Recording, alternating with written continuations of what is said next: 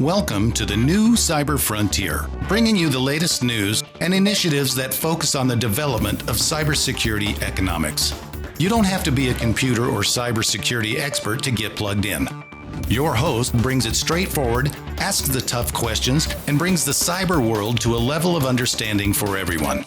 You can find us on the web at www.newcyberfrontier.com. Now join our host as he introduces the topic for today's new Cyber Frontier. Welcome. It's been a few weeks since the last time I did a release, which is part and due to my focus in completing my dissertation at University of Colorado. I can happily say, though, that all the requirements have been wrapped up, and there will soon be a publication on this work that has taken the better part of 6 years, and it'll be available to the public soon, so I will keep you posted. That milestone moving into the past provides a lot more time that I'll be looking at the focus on integration of products, things that we do with that work. That stage, I think, is the most valuable part of what I've done over a lifetime. So looking forward to that. Today, we have a recording from a recent talk I did at the Edge Symposium. In some ways, this might be a debut for many of you for what I've been working on behind the scenes, both in my work at University of Colorado and with Blockframe. Whether you're a product manager looking for a new direction in security, security by design, which is something you'll hear in what I'm going to talk about in this presentation, or if you're an industry practitioner wanting to keep up with the next generation of what's coming out of our exciting programs at our top universities, I hope you'll enjoy this message that was well received as it was presented. Stand by as we bring you into the presentation in progress. The floor is yours for the next 20 minutes. Thank you. Thanks for staying for the last session to come listen to me. I appreciate it. Today, let me make sure this is working. We're going to talk to you about what we do and a little bit about the application of security for profitable products that are deployed and how do you increase the profitability of products.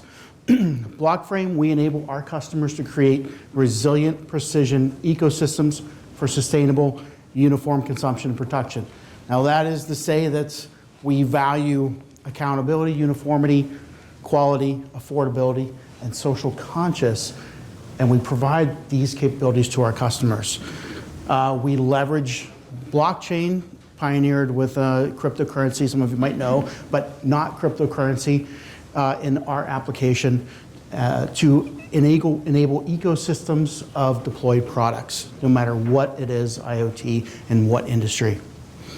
So what do we solve we solve social problems. This is an example of a social problem where we have, for 50 years, cars on the road, mass chaos, until we got the three components that we use to control the social system of our transportation: lines, signs, and signals. It was literally 50 years before the first turn signal was put on a vehicle. And now we have all these things in vehicles for controls, but the signals that come inside. So right now in the cybersecurity industry, we are in kind of a chaotic state. If you want to implement cybersecurity, you buy all these products and you'll be secure. So how do they work together? What do we do with them? It is a similar problem. We simplify, empower simplicity. How do you pull the minimal set of components to make a uniformity, the logistics, accountability, balance of privacy and visibility, identification, traceability, and trust of those things out there? Economics of cybersecurity. This is kind of a tale of two cities of work I've done in the past, where early on, and this graph shows about halfway through, the stock price of two companies, Apple, and I've used Motorola. There's several companies that fit this category at the time. Apple started their ecosystem by restricting their operating system, their hardware. So using cybersecurity, cryptology to do this, that their operating system had to work with their hardware. They authorized all software vendors. They restricted with cryptography, with cybersecurity, to only allow vendors that they allowed to to use, to have the right applications. They controlled all their service interfaces to and from their products. They restricted data access. You had to use their data. All these controls in cybersecurity. They controlled their supply chain, so they had accountability of where their products were, how many were there, what the logistics were, and all this provided their controllable product quality and turned this loose, this animal that we now know in about 2007, the departure of that graph, and that's just the base. From there on, it's a hockey stick on the increase.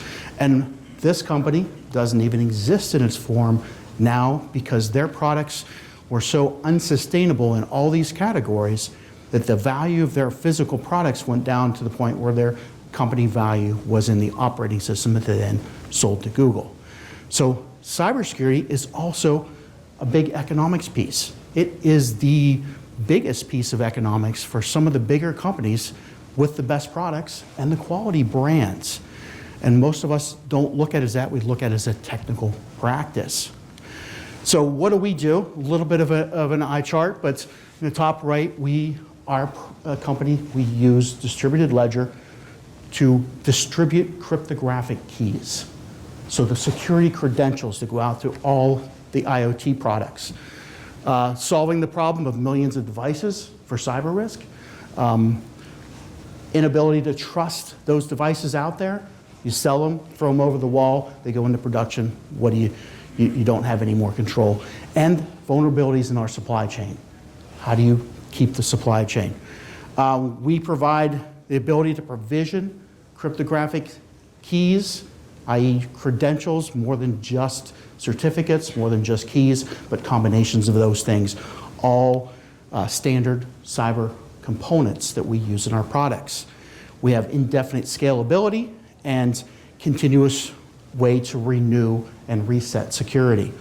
On the bottom left, you'll see that all the things that we talked about with Apple and the ecosystems that we know of quality products being now manageable as business features. And on the bottom right, the benefits, the supply chain benefits, the increase in effectiveness, reduction in margins, able to control and reduce loss and theft, and reduce costs for maintenance and warranty operations. So we solve 4 major issues. 1, security for all segments of the supply chain. 2, management of deployed devices and the security and management of those.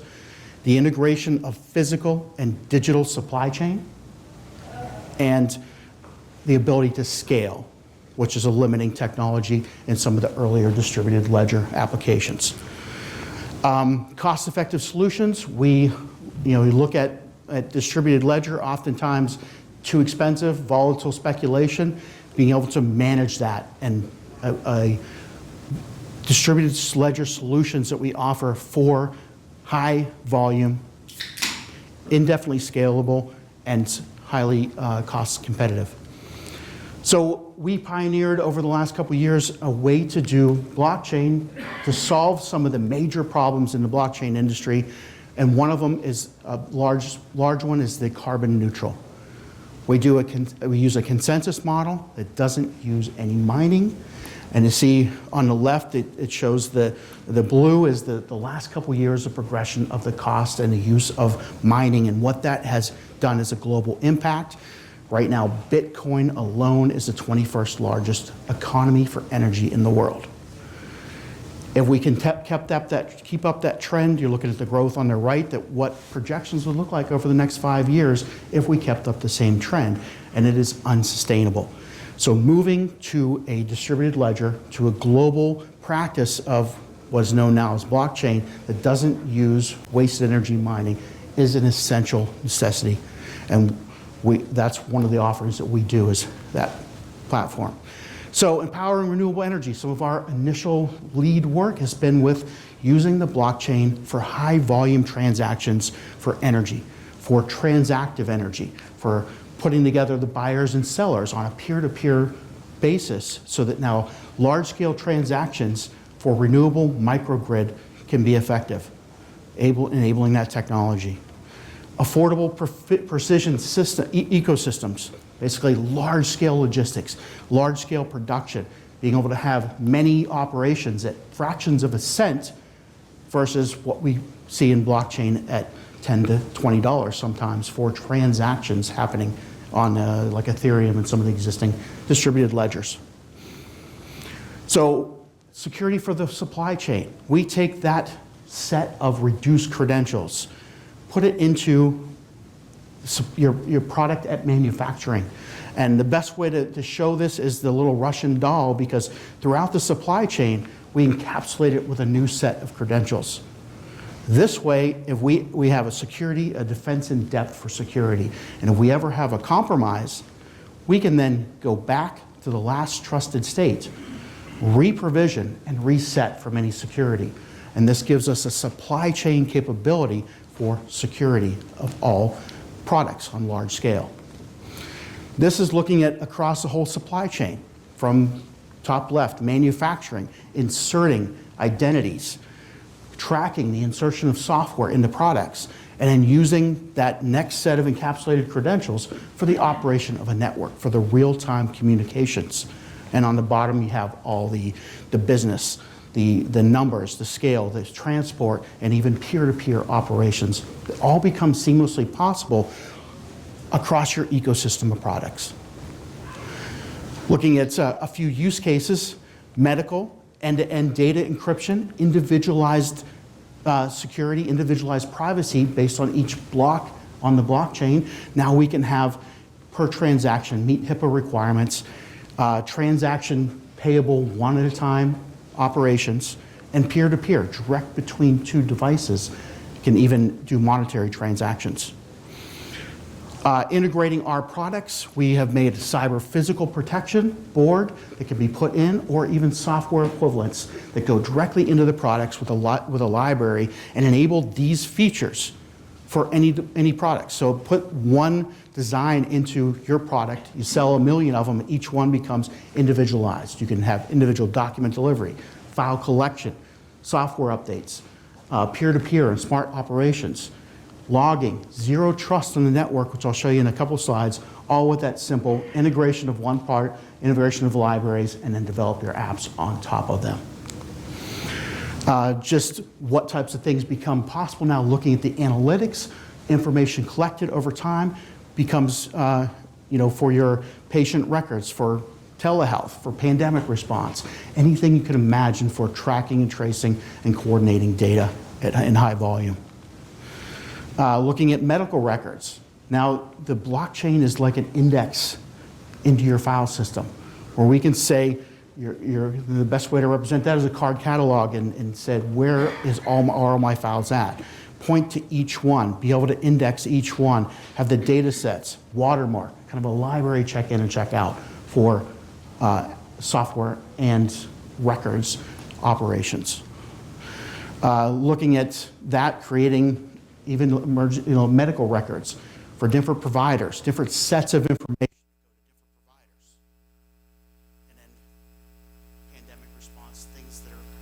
Metadata that's available for large scale from everybody's records, all while having kind of a sovereign identity type of operations for the individual records. In sustainable energy, most of our work is here. We're looking at networks where we provision each of the devices on an operational grid, and then they all operate using the blockchain as the same device. Wrap each one in the same type of operation. So an operating system, a system containment that does the operations, makes them all exactly the same. We're looking at secure transactions between any two devices, set up with asymmetric operations. Symmetric operations, high-speed operations with SCADA. Our customers are looking at doing this now to have that high-speed operations and continuous resetting of security with rolling of keys in local presence. We add the blockchain, and we can have many different operations on top of that as a third-party neutral. We still can have device-to-device multi-factor identification. We can have we can reset the keys whenever we need to and provision on the blockchain. Still have the secure communications one-time codes for simple and single operations, encrypted file transfer between any two devices, recording of critical information, so we have the immutable blockchain as a third party for that, firmware updates, software patches, and then verification, zero trust, ability to zero trust between two devices that might not be from the same organization, might not be related, that now we have that zero trust capability built in. And then rolling of keys and encrypted private data with proof of origin. Every single device can sign data came from that device with those keys that were provisioned from the blockchain. All this gives us that zero trust ecosystem in operation for whatever needs and whatever product you have on the grid. So, and then the collection of data from them, this is just showing that collection of forensically available time-stamped, time-sequenced data from, in this case, the energy grid, but from whatever product and devices that are utilized. Blockframe also offers the ability for large scale, and looking here at some of the things that we've pioneered in the governance of this capability. Participants, organizations, industry designations, and this work was done for the state of Colorado, our primary customer, where we've implemented in partnership with the University of Colorado, Colorado State, actually a governance capability to roll out the state programs. So right now we're looking at a couple of state programs that are rolling out using the blockchain for just the records part of it, not as much the ESP, which was the provisioning. So this is how we support customers with the migration of their supply chain. Supply chain's large, you're never going to have everything at once. You have to have a phased approach.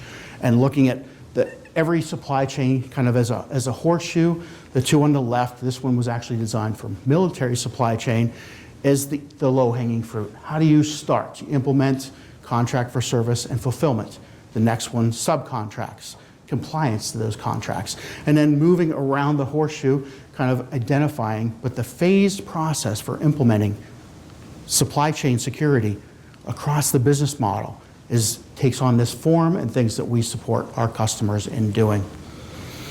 And all while you have the global forensics. You can stop by our booth out there. I'll show you some of these in operation, our dashboards that show the data as it's collected, some of our actual physical devices that are putting data onto it in real time. We can show you as the displays out there.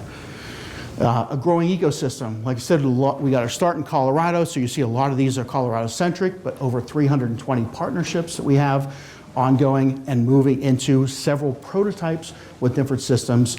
And we're here talking to GE, and we've worked with GE Research on some early projects, as you see in here with a few energy systems.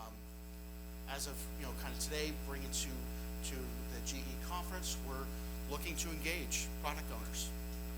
If you have a product, you want to start talking to us about it, we do one cost through implementation, through releasing your product, to get designed in and to get our system and support you as you do that with licensing, support, discounts on more advanced products that would help with the overall control and governance of it, and also integration support and post-integration.